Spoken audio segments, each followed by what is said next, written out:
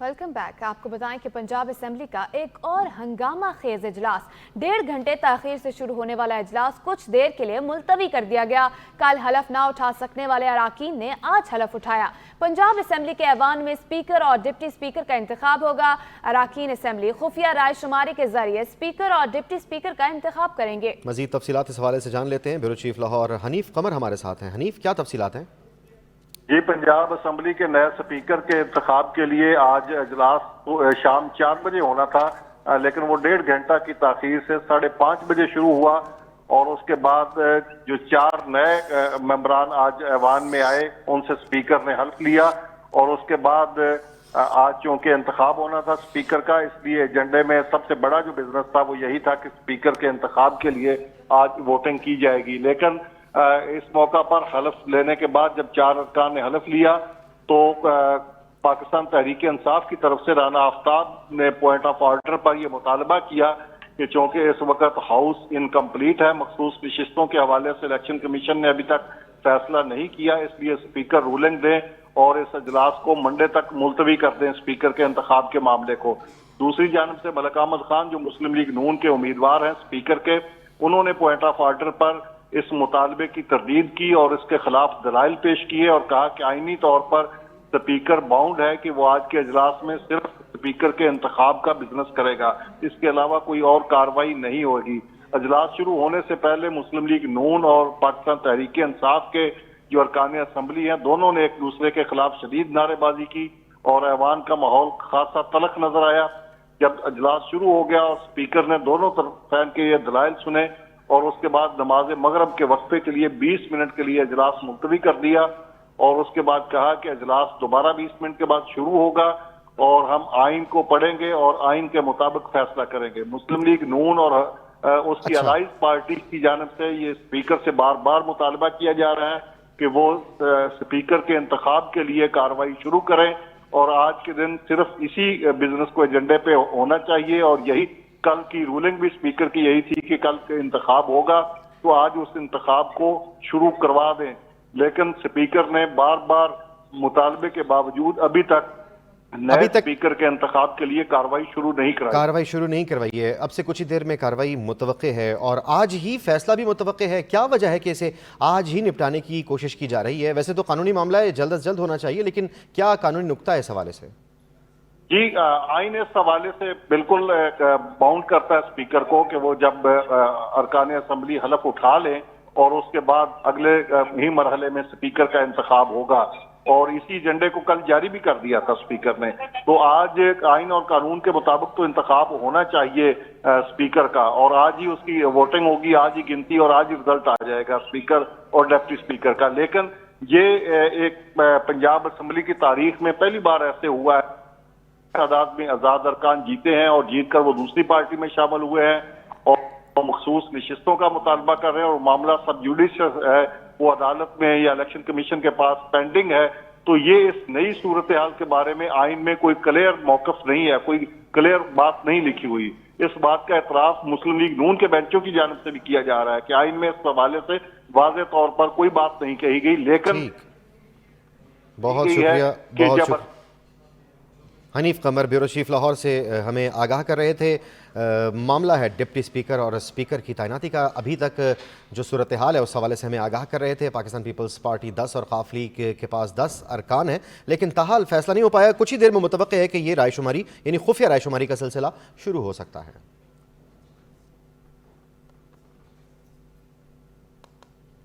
Welcome back. Sindh assembly के 48 नौमुंतखब अरकान ने हलफ उठा लिया। स्पीकर आगा सिराज दुरानी ने अरकान से सिंधी, उर्दू और अंग्रेजी में हलफ लिया। कायम अली शाह ने 8वीं मरतबा रुकने सिंध असम्बली का हलफ उठाया। कराची से मंजर रिजवी की रिपोर्ट देखिए।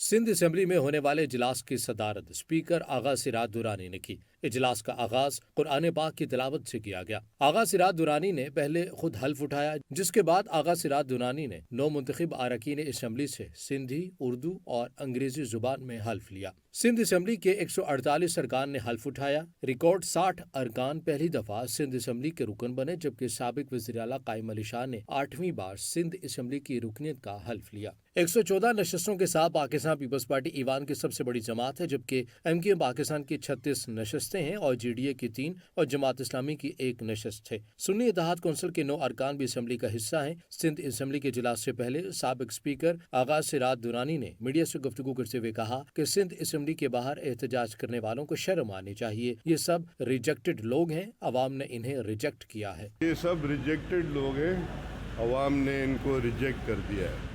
اسمبلی کو ڈیگریڈ کریں گے۔ پورا سندھ ہمارے ساتھ ہے، ہم نے پورے سندھ میں سویپ کیا ہے، پورا سندھ پروٹیکٹ کرے گی سندھ اسمبلی کو۔ آغا سراج درانی کا کہنا تھا کہ احتجاج کرنے والے ٹریبونل کے پاس جائیں، شواہد موجود ہیں تو ضرور سنا جائے گا۔ پورا سندھ ہمارے ساتھ ہے، ہم نے سندھ میں کلین سویپ کیا ہے۔ سندھ اسمبلی میں اسپیکر اور ڈپٹی اسپیکر کے انتخاب کا مرحلہ آ گیا۔ پیپلز پارٹی اور متحدہ قومی موومنٹ پاکستان نے اپنے اپنے امیدواروں کے کاغذات نامزدگی جمع کرا دیے۔ اس حوالے سے مزید جانتے ہیں منظر رضوی سے۔ جی منظر، ذرا بتائیے گا۔ جی بالکل، سندھ اسمبلی میں موجود ہیں۔ سندھ اسمبلی کے اجلاس کے حوالے سے آپ کو بتاؤں، صبح 11:30 بجے جو ہے وہ اجلاس شروع ہوا تھا۔ اجلاس کی صدارت اسپیکر سندھ اسمبلی آغا سراج درانی نے کی تھی، جبکہ تمام اراکین تقریباً جو 9:30 10 بجے سے آنا شروع ہو گئے تھے، وہ تقریباً سارے اراکین آ گئے تھے۔ آج جو حلف اٹھایا ہے 147 بتایا جا رہا ہے کہ ممبران تھے جنہوں نے حلف لیا ہے، جس کے بعد جو ہے لوگوں نے کاغذات جو تھے اس پہ دستخط کیے اسپیکر کی ڈائس پہ جا کے، اور اس کے بعد جو ہے اسپیکر سندھ اسمبلی نے بتایا کہ نومینیشن فارم جو ہیں وہ جمع کرائے جائیں گے، جس کو بھی الیکشن لڑنا ہے اسپیکر اور ڈپٹی اسپیکر کا، وہ الیکشن لڑیں۔ تو اس کے بعد صوفیہ شاہ ایم کیو ایم کی ہیں، انہوں نے اور راشد خان نے اپنے کاغذات نامزدگی اسپیکر اور ڈپٹی اسپیکر کے لیے جمع کرائے۔ اسی وقت اویس شاہ اور نوید اینتھونی نے بھی اپنے کاغذات نامزدگی جمع کرائے۔ ذرائع کا کہنا ہے کوشش کرے گی پیپلز پارٹی کے وہ یہ الیکشن جو ہے وہ بلا مقابلہ جیت جائیں، لیکن ایم کیو ایم نے کاغذات نامزدگی جمع کروا دیے گئے، اور جس کے بعد اجلاس جو ہے کل صبح تک کے لیے ملتوی کر دیا گیا ہے۔ یہاں پہ آج جو ہے جی ڈی اے نے جو ہے کوئی اراکین ان کے نہیں آئے، نہ انہی نے حلف اٹھایا، نہ جماعت اسلامی نے حلف لیا، نہ آزاد ارکان جو پاکستان سنی کونسل میں شامل ہو گئے، نہ ان لوگوں نے حلف لیا۔ تو یہ ابھی حلف بائیکاٹ کیا تھا، اور جی ڈی اے نے باہر جو ہے تمام جی ڈی اے کی وجہ سے جو ہے لوگوں کو شدید پریشانی کا سامنا شکریہ منظر۔ عام انتخابات 2024 کے بعد بننے والی سندھ اسمبلی کے 9 منتخب اراکین نے حلف اٹھا لیا۔ اس مرتبہ کئی نئے چہرے بھی سندھ اسمبلی کا حصہ بنے ہیں، جبکہ کئی تجربہ کار شخصیات بھی پھر سے صوبائی اسمبلی کا حصہ بن گئی ہیں۔ حلف اٹھانے والے اراکین سندھ اسمبلی کی دلچسپ تفصیلات۔ 16ویں سندھ اسمبلی میں جنرل و مخصوص نشستوں پر منتخب 61 اراکین پہلی مرتبہ ایوان کا حصہ بنے ہیں۔ 9 آزاد اراکین بھی پہلی مرتبہ اسمبلی کا حصہ بنیں گے۔ ایم کیو ایم کے 24 اراکین پہلی مرتبہ سندھ اسمبلی کے رکن بنے ہیں۔ پیپلز پارٹی کے 3 اراکین کو ایوان کے سب سے سینئر رکن ہونے کا اعزاز حاصل ہے۔ سابق وزیر اعلیٰ سندھ قائم علی شاہ، نثار کھوڑو اور نادر مکسی 8ویں مرتبہ سندھ اسمبلی کے رکن منتخب ہوئے ہیں، جبکہ اسپیکر سندھ اسمبلی آغا سراج 7ویں مرتبہ سندھ اسمبلی کے رکن منتخب ہوئے ہیں۔ پیپلز پارٹی کے ہی ڈاکٹر سہراب سرکی 6ٹھی مرتبہ رکن سندھ اسمبلی منتخب ہوئے ہیں۔ پیپلز پارٹی کے 10 اراکین ایسے ہیں جو 5ویں مرتبہ، جبکہ 13 اراکین 4تھی مرتبہ ایوان میں پہنچ رہے ہیں۔ خاتون رکن سندھ اسمبلی ہیرا اسماعیل سوہو 5ویں دفعہ ایم پی اے بنی ہے۔ علاوہ ازیں 21 اراکین تیسری مرتبہ اور 52 اراکین کو دوسری مرتبہ سندھ اسمبلی کا رکن بننے کا اعزاز مل رہا ہے۔ اقلیتی نشست پر کھٹومل جیون تیسری اور رانا حمیر سنگھ 5ویں مرتبہ اسمبلی کے رکن بنے ہیں۔ ایک جماعت نے آئی ایم ایف کو چٹھی لکھنے کا فیصلہ کیا۔ اس کا مطلب یہ کہا جائے کہ ہمیں زبردستی اقتدار دیا جائے۔ امداد روکنے کے لیے خط لکھنا 2 کروڑ عوام کے حق پر حملہ ہے۔ رہنما پیپلز پارٹی شرجیل میمن کی کراچی سے گفتگو، کہا اب کہاں گیا ان کا مداخلت کے حوالے سے موقف۔ آئی ایم ایف کو خط لکھنا اس جماعت کی سیاسی سوچ کی عکاس ہے۔ ہمیں عوام نے ایوانوں میں بھیجا ہے۔ ایک پولیٹیکل پارٹی نے چند دن پہلے یہ فیصلہ کیا ہے کہ وہ آئی ایم ایف کو ایک خط لکھنے جا رہے ہیں۔ آئی ایم ایف کو خط لکھنے کا مقصد یہ ہے، میں سمجھتا ہوں کہ 9 مئی کو جو ہوا وہ بہت چھوٹی سی چیز تھی. خط کا مقصد اس جماعت کا یہ ہے کہ یا تو ہمیں اقتدار ملے یا تو ہمیں مینڈیٹ زبردستی دیا جائے کہ یا تو ہمیں IMF انشور کرے کہ ہمیں وہ مینڈیٹ ملا جائے, ورنہ جو ہے IMF پاکستان کی امداد یا جو بھی ایگریمنٹس ہے وہ روک دیں. تو 2 چیزیں. پہلی بات یہ کہ کیا ہمیں اپنے اندرونی مسائل کے لیے کسی غیر ملکی, کسی غیر ملک کو یا اس کی کسی کمپنی کو یا کسی فرم کو یا کسی ادارے کو یہ کہنا چاہیے کہ آپ ہمارے اندرونی مسائل میں انٹرفیرنس کریں؟ کیا یہ ہم پہ صحیح ہے؟ اور یہ وہ جماعت کہہ رہی ہے جو کہتی تھی کہ جی ہم کسی کے غلام نہیں ہیں, بیرونی مداخلت نامنظور. اور وفاق میں حکومت سازی کی تیاریاں, نامزد وزیر اعظم شہباز شریف کی اتحادی رہنماؤں سے اہم ملاقاتوں کا سلسلہ جاری ہے. تازہ ترین صورتحال جانتے ہیں علمدار بلوچ سے. جی علمدار بتائیے گا. جی بالکل, دیکھیں حکومت سازی کا مرحلہ ہے اور نون لیگ کی اس وقت اپنے اتحادیوں سے جو ہے وہ ملاقات کا جو سلسلہ جو ہے وہ جاری ہے, کیونکہ بظاہری طور دیکھا جائے تو نون لیگ کے پاس نمبرز گیم جو ہے وہ پوری ہو چکی ہے.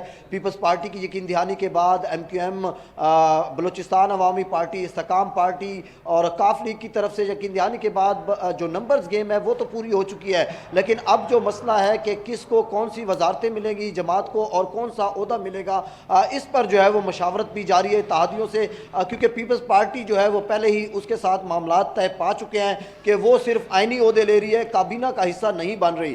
تو دیگر جو جماعتیں ہیں جن میں MQM ہے, اس کی طرف سے کچھ وزارتوں کا جو ہے وہ مطالبہ کیا گیا ہے, ان کو 3 سے 5 وزارتیں وہ مانگ رہے ہیں اور ساتھ گورنر سندھ کا عہدہ جو ہے اس پر بات چیت جو ہے وہ چل رہی ہے اور ابھی تک MQM کے ساتھ کوئی معاملات طے نہیں پائے. ملاقاتوں کا سلسلہ جاری ہے, بیٹھکیں ہو رہی ہیں, دیگر جو جماعتیں ہیں ان کے ساتھ بھی بات چیت کا اچھا علمدار, باقی معاملات بھی آپ سے جانیں گے, ذرا یہ بتاتے چاہیے گا علمدار امیدوار ہے شہباز شریف, وہ چاہ رہے ہیں کہ وقت اس ایوان میں آنے سے پہلے یہ جو حکومت سازی کا مرحلہ ہے, کابینہ کی تشکیل ہے, دیگر جو مراحل ہیں ان کو مکمل کر لیا جائے تاکہ وقت زیادہ نہ لگے. اور اس ایوان میں آ کر, کیونکہ اس وقت ملک کو درپیش جو چیلنجز کا سامنا ہے ان سے بھی نمٹنا ہے, تو جتنا جلدی ہو سکے اپنی یہ جو حکومت سازی کا مرحلہ ہے اور جو وزارتوں کا معاملہ ہے ان تمام مسائل کو حل کیا جائے اور اتحادیوں کو اعتماد میں لے کر ہی آگے جو ہے وہ چلا جائے. پیپلز پارٹی جو ہے وہ صدر مملکت, چیئرمین سینٹ, KP کے گورنر اور پنجاب کی گورنر شپ کے حوالے سے جو ہے وہ عہدے لے گی. تو اس حوالے سے پیپلز پارٹی کے جو ذرائع ہیں وہ بتا رہے ہیں کہ گورنر خیبر پختونخوا کے لیے جو ہے 2-3 نام سامنے آئے ہیں, لیکن جو پاکستان پیپلز پارٹی کے مرکزی سیکرٹری اطلاعات ہیں فیصل کریم کنڈی, وہ موسٹ فیوریٹ امیدوار کے طور پر سامنے آئے ہیں. جبکہ پیپلز پارٹی کے ذرائع یہ بھی بتا رہے ہیں کہ چیئرمین سینٹ کے لیے پیپلز پارٹی کی طرف سے جو ہے یوسف رضا گیلانی ابھی تک فیوریٹ ہیں, وہ انہی کا نام جو ہے وہ سامنے آ رہا ہے. تو اس وقت اس ایوان میں کیونکہ 2 سے 3 دن کے اگلے چند روز میں ممبران کی حلف برداری ہوگی اور اس کے بعد پھر جو ہے اسپیکر, ڈپٹی اسپیکر اور پھر وزیر اعظم کا جو ہے وہ یہاں پر انتخاب ہوگا. تو اس حوالے سے اب اتحادی جماعتوں میں مشاورت کا سلسلہ بڑھ رہا ہے اور تمام جو اتحادی جماعتیں ہیں, نون لیگ, پیپلز پارٹی, MQM اور دیگر, انہوں نے اپنے تمام ارکان کو یہ کہہ دیا ہے کہ وہ 1 سے 2 دن میں اسلام آباد میں اپنی حاضری یقینی بنائیں, کیونکہ اگلا جو ہفتہ 10 دن ہوں گے جن میں یہ سارے انتخابات ہونے ہیں. جی شکریہ علمدار, آپ نے آگاہ کیا. خبریں اور بھی ہوں گی لیکن ایک بریک کے بعد ہمارے ساتھ رہے گا.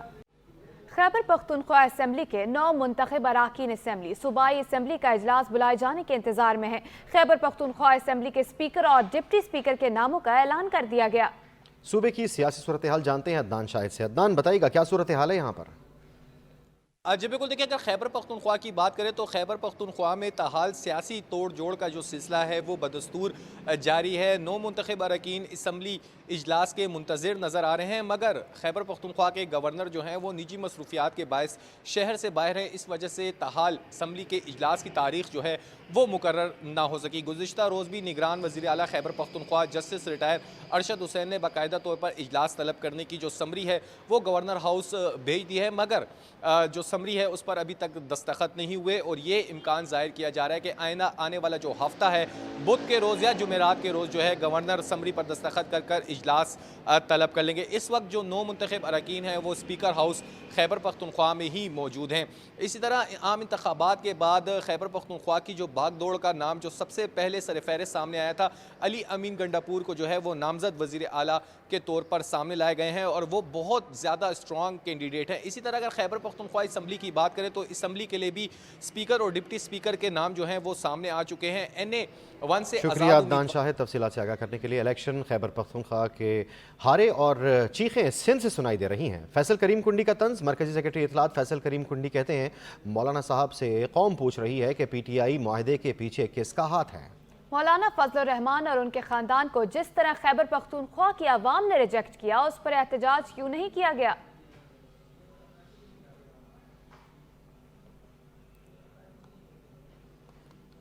موبائل فون انڈسٹری کے سرکردہ پلیئر ٹیکنو موبائل کو صدر مملکت ڈاکٹر عارف الوی نے ٹیکنالوجی کے ارتقاء اور خواتین کی مالی شمولیت کے حوالے سے نمایاں خدمات پر ایوارڈ سے نوازا گیا۔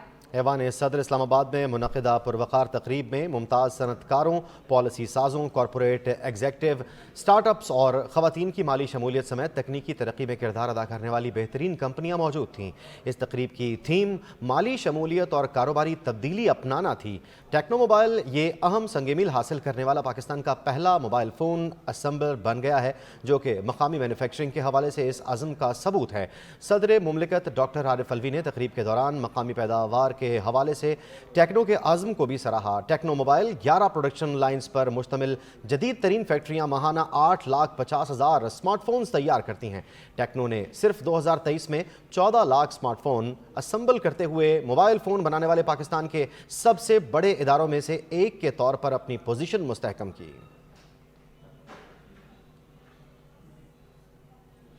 اسی کے ساتھ سچ نیوز کے اس بلیٹن سے اتنا ہی۔ دیکھتے رہیے سچ نیوز۔